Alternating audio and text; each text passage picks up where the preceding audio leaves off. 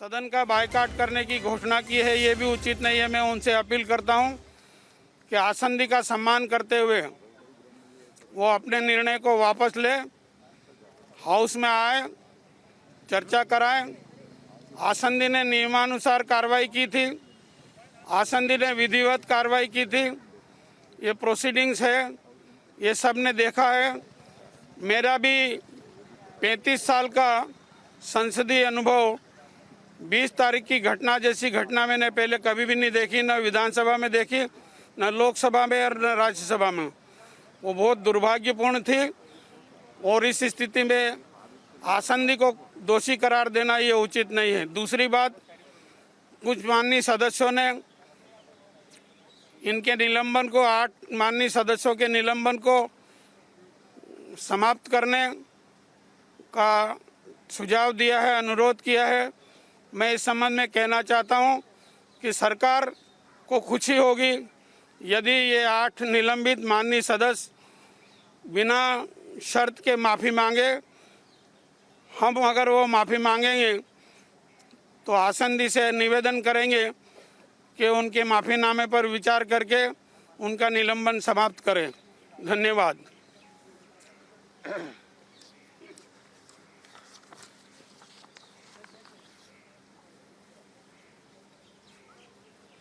मित्रों, माननीय थावरचंद जी ने अपना विषय रखा है। आज की जो कांग्रेस की ओर से टिप्पणी आई है, मैं वहीं से बात शुरू करना चाहता हूं। राज्यसभा में परसों जो हुआ वो पूरे देश ने देखा। डिप्टी चेयरपर्सन बैठे हुए हैं, माननीय प्रहलाद जोशी जी बगल में है।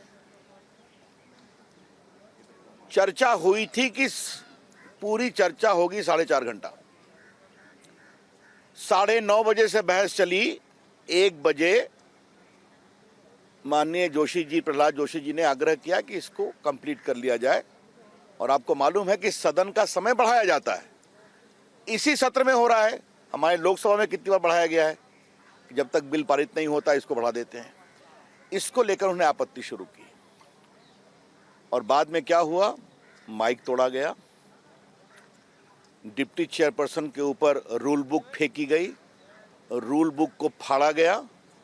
और जैसा मैंने कल बताया, अगर मार्शल नहीं होते तो डिप्टी चेयरमैन के ऊपर शारीरिक चोट की भी पूरी संभावना थी और फिजिकल असॉल्ट। ये आप लोगों के पास पब्लिक डोमेन में है, सारा कुछ हम लोगों ने भी देखा है। 2 चीज और ध्यान रखिए आप। 13 बार डिप्टी चेयरपर्सन ने कहा कि आप अपने सीट पर जाइए ताकि हमें आपका जो सेलेक्ट कमेटी को रेफर करने का रेजोल्यूशन है उसको वोटिंग कराना है। और आपको मालूम है कि अगर आपको वोट चाहिए तो आपको सीट पर जाना पड़ेगा। ये लोग सीट पर नहीं गए। 13 बार माननीय हरवंश जी ने आग्रह किया। और ये बात हम स्पष्ट कहना चाहते हैं, जो माननीय प्रहलाद जोशी जी ने आज राज्यसभा में कहा, we had clear majority. Rajya Sabha में उस दिन उपस्थित लोगों में 110 हमारे साथ थे और सिर्फ 72 इसके विरोध में थे। तो हमारा स्पष्ट बहुमत था इस बिल पर और वो जानते थे कि वोटिंग होगी तो हम बुरी तरह से हारेंगे। इसके बावजूद ये आचरण हुआ। हम उम्मीद करते थे कि कांग्रेस पार्टी कम से कम इसका विरोध तो करेगी। 35 साल से थावरचंद जी हैं, सदन का अनुभव है। 4 बार का अनुभव माननीय प्रहलाद जोशी जी का है। 3 बार का अनुभव अर्जुन मेघवाल जी का है। मुझे सांसद बने 21 साल हो गए, दोनों हाउस मिला करके। आज तक हम लोगों ने ये नहीं देखा कि आप सभापति के टेबल पर चढ़ें, माइक तोड़ें, रूल बुक फाड़ें। और ये किसने किया? जो अपने पार्टियों के नेता हैं। मैं किसी का नाम नहीं लूंगा, आपने देखा है। हम उम्मीद करते थे कि कांग्रेस पार्टी, जिसने देश पर 55 साल राज किया है, सदन चलाया है, दुहाई देते हैं अपने नेताओं की, इस आचरण का तो विरोध करते हैं। तो क्या एक कांग्रेस की कुछ अंदरूनी राजनीति है क्या? ये हम जानना चाहते हैं। जो हो रहा है हमें बहुत पीड़ा हुई है और हमने कल इसको विस्तार से चर्चा की है। आज मुझे एक बात और कहनी है। आज हमारे उपसभापति माननीय हरिवंश जी ने एक पत्र लिखा है, महामहिम राष्ट्रपति को भी, महामहिम उपराष्ट्रपति को भी। मैं आपसे आग्रह करूंगा आप सब लोग ये पत्र पढ़ें। इस पत्र में एक पीड़ा है। एक साधारण गांव जयप्रकाश नारायण जी के गांव से आए हुए, एक पेड़ के नीचे बैठकर पाठशाला में पढ़ने वाले, एक साहित्य में समर्पित संपादक पत्रकार की पीड़ा है जो देश के लोकतंत्र को बहुत प्यार करता है।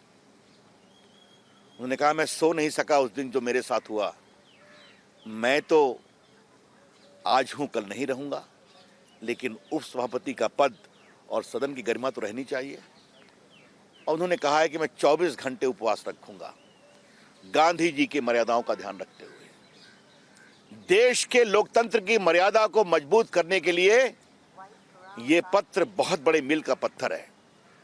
मैं स्वयं इससे बहुत प्रभावित हूं। और आप देखिए हरिवंश जी की मर्यादा, इतना अपमान सहने के बावजूद आज सुबह वो चाय लेकर गए थे।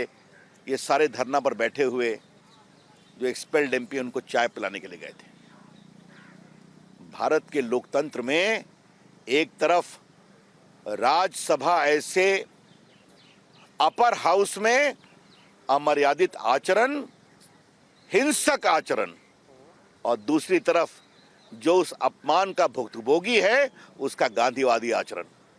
यह भी भारत के लोकतंत्र का एक बहुत बड़ा उदाहरण सामने आया है। इसलिए हम सभी माननीय हरिवंश जी का बहुत हृदय से उनका अभिनंदन करना चाहते हैं, आदर करना चाहते हैं। एक अंतिम बात मुझे कहनी है जो मैंने कल भी कहा था। उन्होंने सिर्फ उपसभापति का ही अपमान नहीं किया, कल सभापति का भी अपमान किया जो भारत के उपराष्ट्रपति हैं। राज्यसभा के रूल्स ऑफ प्रोसीजर के आर्टिकल 256 में साफ लिखा हुआ है, आज भी उसको कहा गया कि आपके जब सस्पेंशन का प्रस्ताव आता है उस पर कोई बहस नहीं होती, और एक बार वो निर्णय होता है तो आपको हाउस से बाहर जाना पड़ता है। वो भी बात नहीं मानी गई। देखा आपने क्या हुआ, आज भी घुसने की कोशिश की गई।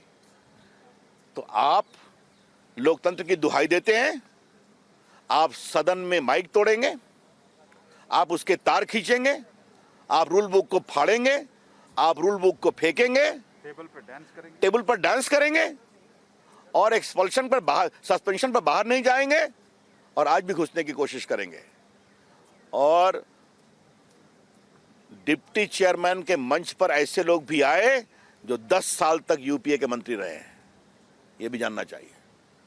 तो ये आचरण देखा है, लेकिन आज हम बहुत विनम्रता से, आदर के साथ हरिवंश जी का बहुत अभिनंदन करेंगे कि जिस तरह से उन्होंने भारत के लोकतंत्र की मर्यादाओं को एक नई ऊंचाई दी है।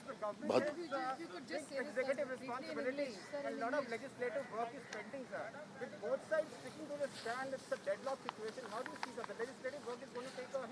I think Adarniya Thawar Chand ji has already explained. We have a larger heart. Let them say, let them apologize. We will consider withdrawing it. He has already explained that. Sir, Sharad Pawar ji has also said that he is going to sit on a fast for 24 hours now. Sharad Pawar ji has also said that he will be sitting on a fast for 24 hours. I don't think I need to comment on what he decides. He's a senior leader. It's entirely up to him. Sir, आपने कहा कि कांग्रेस की अंदरूनी वजहों से भी ये हो रहा है राज्यसभा में, इस बार क्या संभव, वो क्या कहना चाहते हैं? हर चीज को खुल के बताने की जरूरत है क्या? हमारे संसदीय कार्य मंत्री की चर्चा होती है ना, जानते हैं ना हम लोग। ये कौन सी राजनीति हो रही कि कहीं से विदेश से ट्वीट आता है और उसके बाद ये होता है? कम से कम हम लोगों ने अपने 20-25 साल के संसदीय जीवन में किसी कांग्रेस के एमपी को राज्यसभा या लोकसभा में टेबल पर नाचते नहीं देखा है जब सदन चल रहा है। ये कौन सा व्यवहार है? सभापति टेबल पे नहीं बैठे। ये कौन सा व्यवहार है, आप मुझे बताइए। कांग्रेस के एक भी एमपी का हमने हाल नहीं देखा है, और हमारे यहाँ तो सवाल ही नहीं उठता है। ये हैं बड़े सवाल। बहुत बहुत धन्यवाद मित्रों।